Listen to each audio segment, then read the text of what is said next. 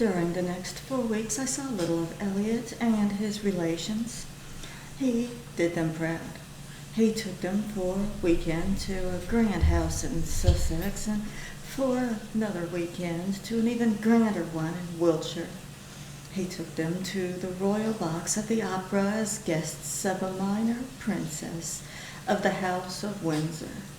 He took them to lunch and dine with the great. Isabel went to several balls. He entertained at Claridge's a series of guests whose names made a fine show in the paper next day. He gave supper parties at Ciro's and the Embassy.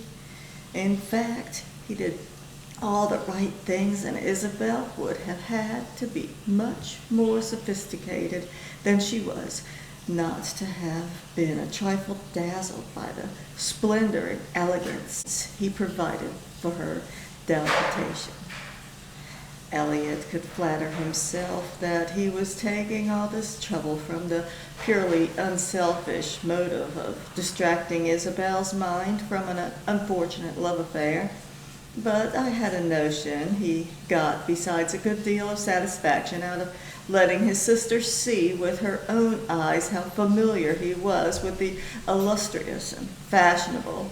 He was an admirable host, and he took a delight in displaying his virtuosity.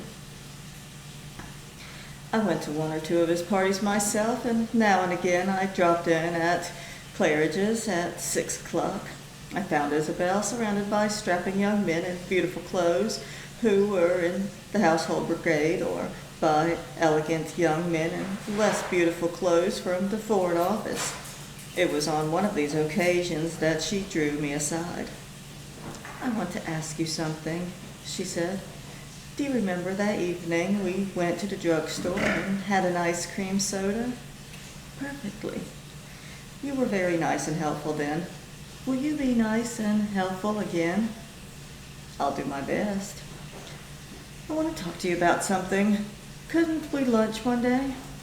Almost any day you'd like. Somewhere quiet. What do you say driving down to Hampton Court and lunching there? The gardens should be at their best just now, and you could see Queen Elizabeth's bed."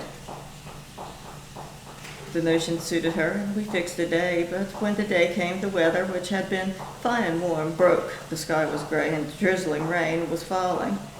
I called up and asked her if she wouldn't prefer to lunch in town. "We shouldn't be able to sit in the garden, and pictures will be so dark we shan't see a thing." "I've sat in lots of gardens, and I'm fed to the teeth with old masters. Let's go anyway." "All right." I fetched her, and we drove down. I knew a small hotel where one ate tolerably, and we went straight there. On the way, Isabel talked with her usual vivacity on the party she had been to and the people she had met. She had been enjoying herself, but her comments on various acquaintances she had made suggested to me that she had shrewdness and a quick eye for the absurd. The bad weather kept visitors away, and we were the only occupants of the dining room. The hotel specialized in homely English fare, and we had cut off a leg of excellent lamb with green peas and new potatoes, and deep dish apple pie with Devonshire cream to follow. With a tankard of pale ale, it made an excellent lunch. When we had finished, I suggested that we go into the empty coffee room, where there were armchairs in which we could sit in comfort. It was chilly in there, but the fire was laid, so I put a match to it. The flames made the dingy room more companionable. "That's that," I said. "Now tell me what you want to talk about." "It's the same as last time," she chuckled. "Larry." So I guessed. "You know, we've broken off our engagement." Elliott told me. Mama's relieved, and he's delighted. She hesitated for a moment, and then embarked upon the account of her talk with Larry, of which I had done my best faithfully to inform the reader. It may surprise the reader that she should have chosen to tell me so much to someone whom she knows so little. I don't suppose I had seen her a dozen times, and except for that one occasion at the drugstore, never alone. It did not surprise me. For one thing, as a writer will tell you, people do tell a writer things that they don't tell others. I don't know why, unless it's that having read one or two of her books, they feel on peculiarly intimate terms with him. It may be that they dramatize themselves and seeing themselves, as it were, as characters in a novel, are ready to be as open with him as they imagine the characters of his invention are. And I think that Isabel felt that I liked Larry and her, and that their youth touched me, and that I was sympathetic to their distresses. She could not expect to find a friendly listener in Elliott, who was disinclined to trouble himself with a young man who had spurned the best chance a young man ever had of getting into society. Nor could her mother help her. Miss Bradley had high principles and common sense. Her common sense assured her that if you wanted to get on in this world, you must accept its conventions, and not to do what everybody else did clearly pointed to instability. Her high principle led her to believe that a man's duty was to go to work in a business where, by energy and initiative, he had a chance of earning enough money to keep his wife and family in accordance with the standards of his station. Give his sons such an education as would enable them, on reaching a man's estate, to make an honest living, and on his death leave his widow adequately provided for. Isabel had a good memory, and the various turns of the long discussion had engraved themselves upon it. I listened in silence till she had finished. She only interrupted herself once to ask a question. Who was Ruysdael? Ruysdael? He was a Dutch landscape painter. Why? She told me that Larry had mentioned him.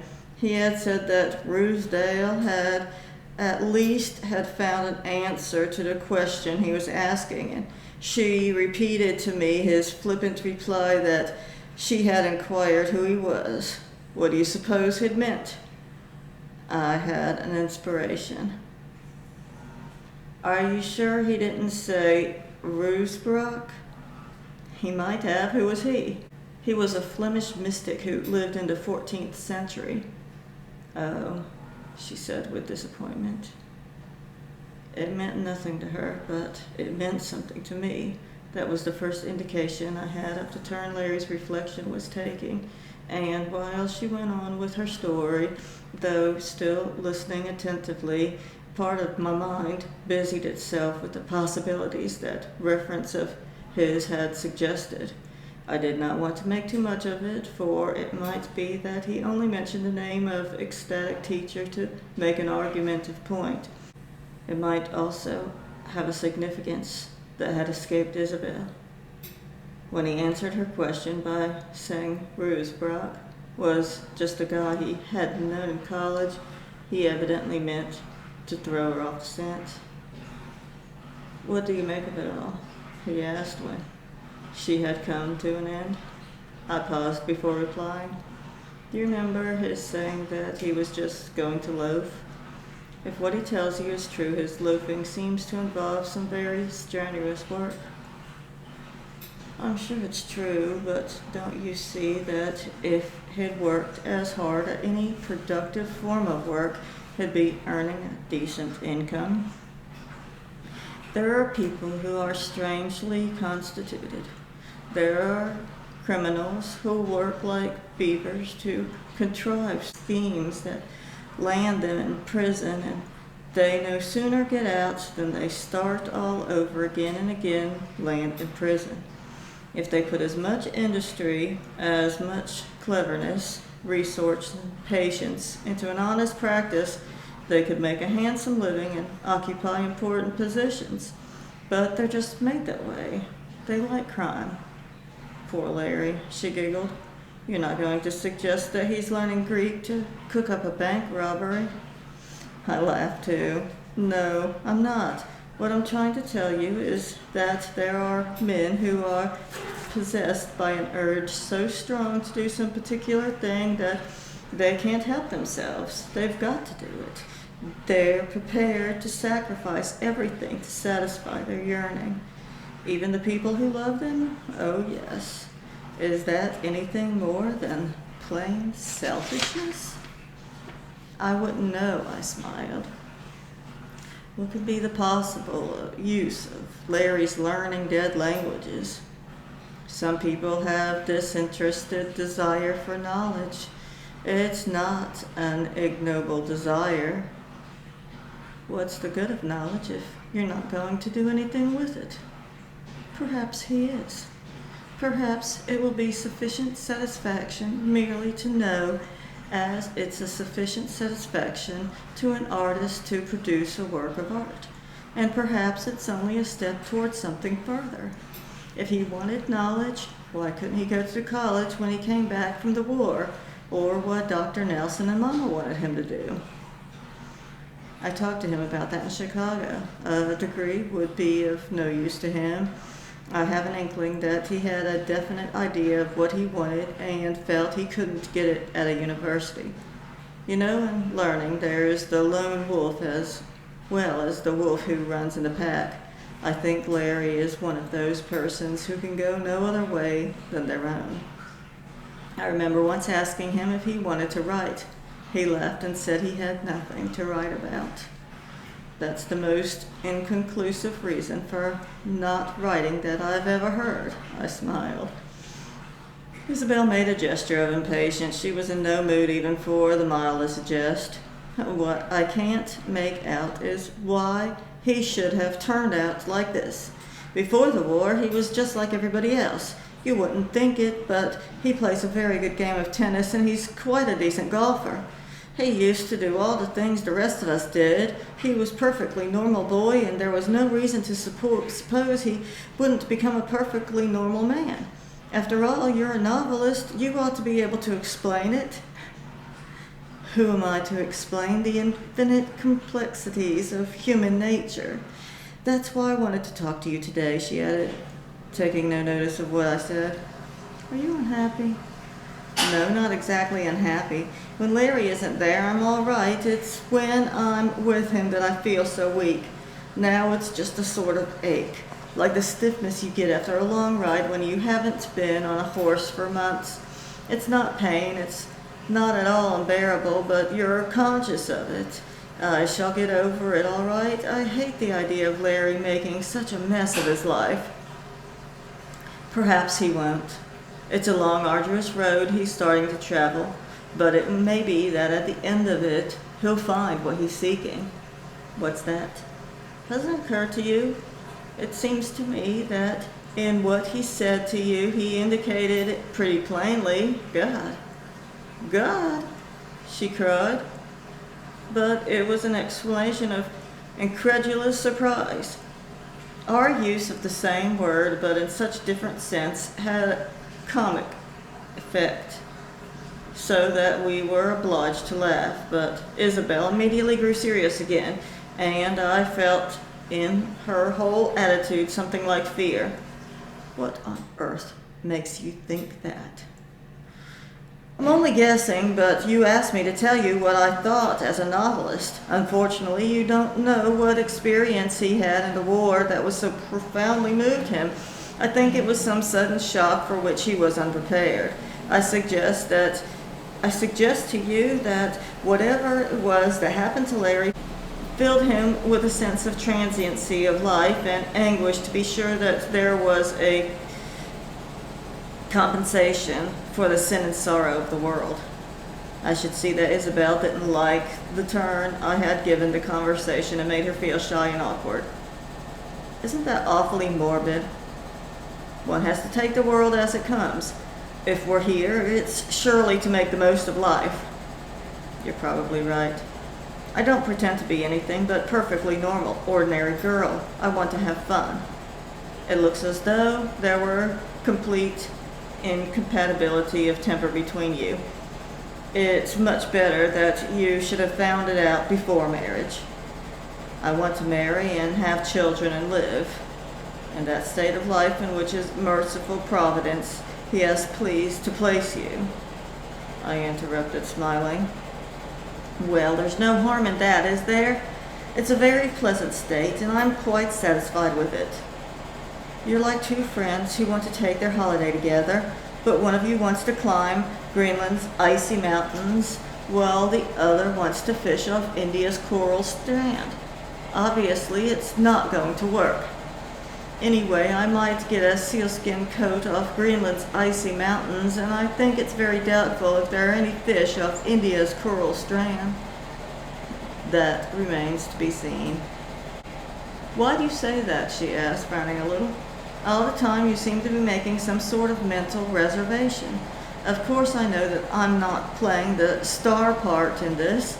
Larry's got that. He's the idealist. He's the dreamer of a beautiful dream, and even if the dream doesn't come true, it's rather thrilling to have dreamt it. I'm cast for the hard, mercenary, practical part. Common sense is never very sympathetic, is it? But what you forget is that it's I who'd have to pay. Larry would sweep along, trailing clouds of glory, and all that'd be left for me would be to tag along and make both ends meet. I want to live. I don't forget that at all. Years when I was young, I knew a man who was a doctor, and not a bad one either, but he didn't practice. He spent years burrowing away at the library of the British Museum, and long intervals produced a huge pseudo-philosophical book that nobody read and that he had to publish at his own expense. He wrote 4 or 5 of them before he died, and they were absolutely worthless. He had a son who wanted to go into the army, but there was no money to send him to Sandhurst, so he had to enlist. He was killed in the war. He had a daughter, too. She was very pretty, and I was rather taken with her. She went on the stage, but she had no talent, and she traipsed across the provinces, playing small parts in second-rate companies at a miserable salary. His wife, after years of dreary, sordid drudgery, broke down in health, and the girl had come home and nurse her and take the drudgery her mother no longer had the strength for. Wasted, thwarted lives, and all to no purpose. It's a toss-up when you decide to leave the beaten track. Many are called, but few are chosen. Mother and Uncle Elliott approve of what I've done. Do you approve too? My dear, what can that matter to you? I'm almost a stranger to you. I look upon you as a disinterested observer, she said with a pleasant smile. I should like to have your approval. You think I've done right, don't you? I think you've done right for you, I said, fairly confident that she would not catch the slightest distinction I made in my reply. Then why have I a bad conscience? Have you? With a smile on her lips, but a slightly rueful smile now, she nodded. I know it's only horse sense. I know that every reasonable person would agree that I've done the only possible thing. I know that from every practical standpoint, from the standpoint of worldly wisdom, from the standpoint of common decency, from the standpoint of what's right and wrong, I've done what I ought to do. And yet, at the bottom of my heart, I've got an uneasy feeling that if I were better, if I were more disinterested, more unselfish, nobler, I'd marry Larry and lead his life.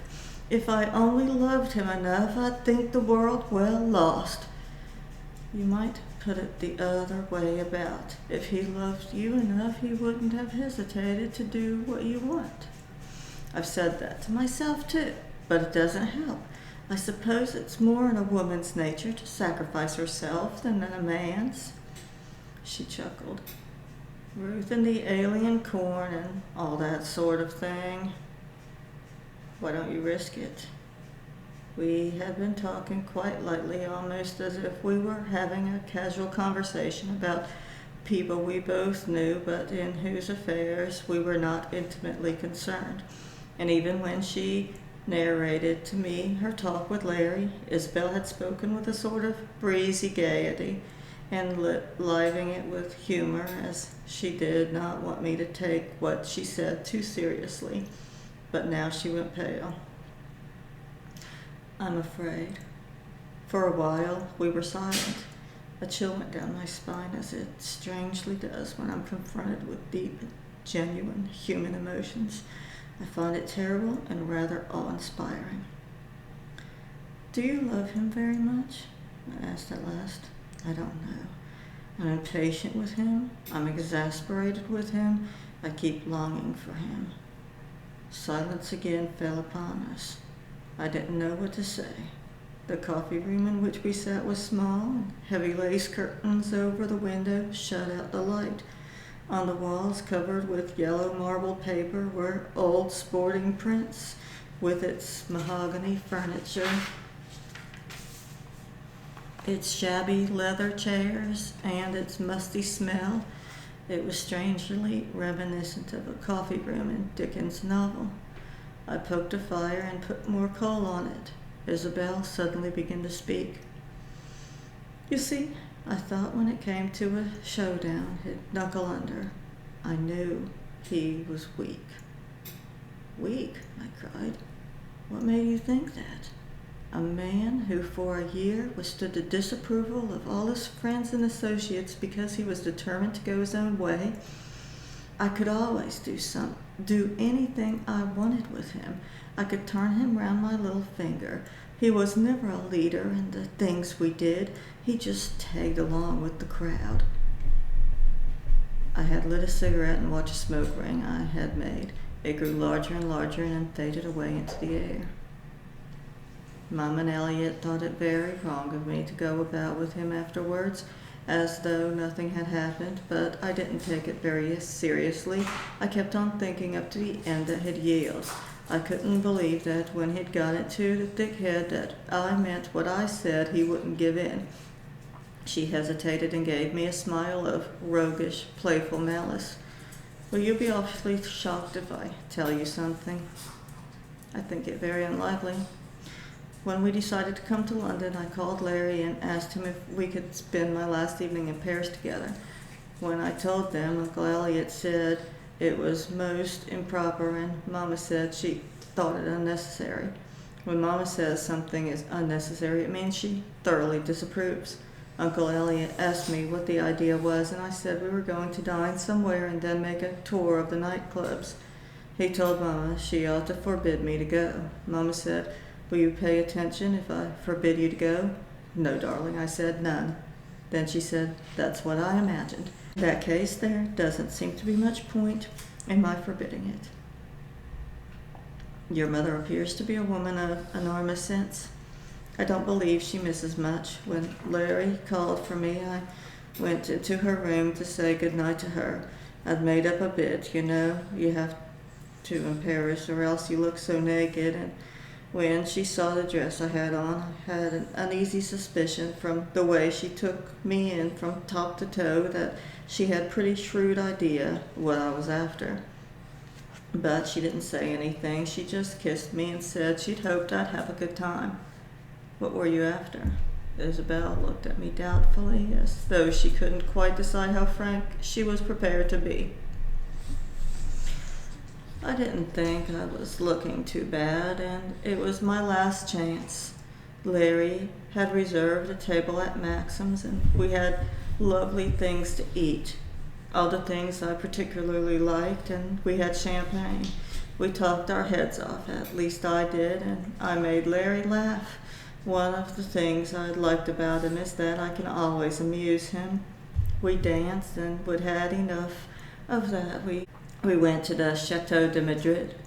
We found some people we knew and joined them, and we had more champagne. Then we all went to the Acacia. Larry dances quite well. We fit. The heat and the music and the wine, I was getting a bit lightheaded. I felt absolutely reckless. I danced with my face against Larry's, and I knew he wanted me. God knows I wanted him. I had an idea. I suppose it had been in the back of my mind all the time. I thought I'd get him to come home with me, and once I'd got there, well, it was almost inevitable that the inevitable should happen. Upon my word, you couldn't put it more delicately. My room was quite away from Uncle Elliott's and Mama's, so I knew there was no risk. When we were back in America, I thought I'd write and say I was going to have a baby. He'd be obliged to come back and marry me, and then I'd got him. I didn't believe it would be hard to keep him there, especially with Mama ill. What a fool I am not to have thought of that before. I said to myself, of course, that'll settle everything. When the music stopped, I just stayed there in his arms. Then I said it was getting late and we had to take the train at noon, so we'd better go. We got into a taxi. I nestled close to him and he put his arms around me and kissed me. He kissed me. He kissed me. Oh, it was heaven. It hardly seemed a moment before the taxi stopped at the door. Larry paid it. I shall walk home, he said. The taxi rattled off and I put my arms around his neck. Won't you come up and have one last drink? I said. Yes, if you'd like, he said. He'd rung the bell and the door swung open. He switched on the light and stepped in. I looked into his eyes. They were so trusting, so honest, so guileless. He was so obviously hadn't the smallest idea that I was laying a trap for him. I felt I couldn't play him such a dirty trick. It was like taking candy off a child. Do you know what I did? I said, oh well, perhaps you'd better not. Mama's not very well tonight, and if she's fallen asleep, I don't want to wake her up. Good night. I put my face up for him to kiss and pushed him out the door. And that was the end of that. Are you sorry? I asked. I'm neither pleased nor sorry. I just couldn't help myself. It wasn't me that did what I did. It was just an impulse that took possession of me and acted for me. She grinned. I suppose you'd call it my better nature. I suppose you would. Then my better nature must take the consequences. I trust in the future it'll be more careful. That was in effect the end of our talk. It may be that it was some consolation to Isabel to have been able to speak to someone with entire freedom, but that was all the good I'd been able to do her. Feeling I had been inadequate, I tried to say at least some small thing that would give her comfort. You know, when one's in love, I said, and things go all wrong, one's terribly unhappy, and one things won't ever get over it. But you'll be astounded to learn what the sea will do. What do you mean? She smiled.